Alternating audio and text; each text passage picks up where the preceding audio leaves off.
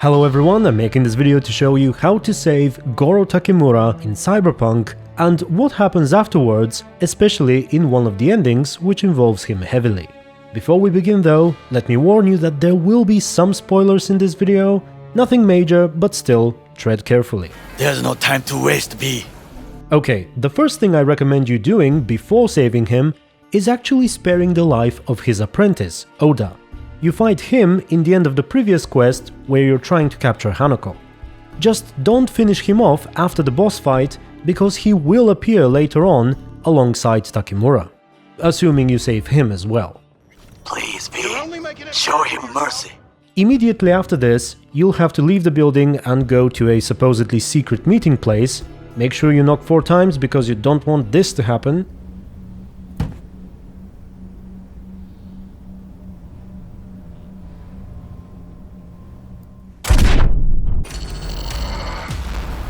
Then, after a brief conversation, Arasaka forces swoop in and collapse the floor. At this point, Johnny will tell you that Takemura is as good as dead, and he'll urge you to leave. The quest will also naturally guide you out of the building, and as soon as you exit, Takemura dies for good. So instead, you should ignore that and go upstairs to find him.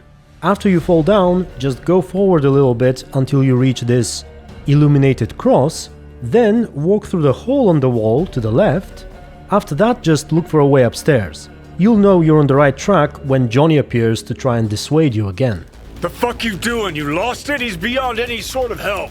Once you're up, you'll find yourself in the exact same room where the whole thing started, and Takemura will be there, alive and well. Just talk to him, leave the building together, and that's it. You should not have returned. You will die here with me. Thank me later. Need to find a way out now. Fast. There are empty rooms to the right. It's our only chance. At some point afterwards, you will get a couple of cool messages from him. One includes an awkward selfie, and the other one has a quote from Miyamoto Musashi. That, if memory serves me right, is a great medieval Japanese swordsman and philosopher. Okay, now for the important part. If Takemura lives, he will have a rather significant role in one of the game's endings. Specifically the Arasaka one, where you take Hanako's offer.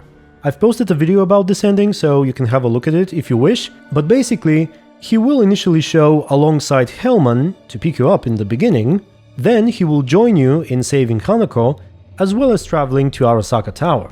Fine work, chauffeur. Piss off! Blast it all! And it is here where Oda will show up again if you spared his life earlier. Afterwards, he will come with you when you storm the tower, and even join you for the Adam Smasher fight.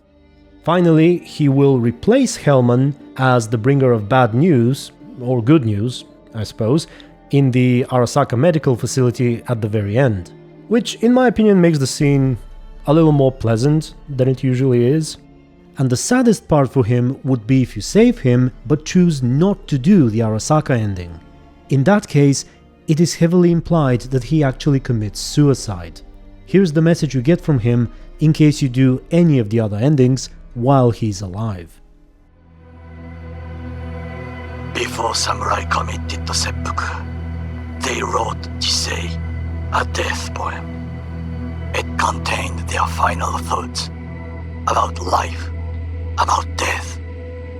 I have read many of them of late. Some are truly works of beauty. Yet, I am not a samurai, so I bid you farewell with simple words. Rot in hell, Kusero. So, let me know what you think of Takemura and everything he does. Thank you very much for watching, special thanks to my YouTube members and supporters on Patreon, and until the next video, stay tuned and be good.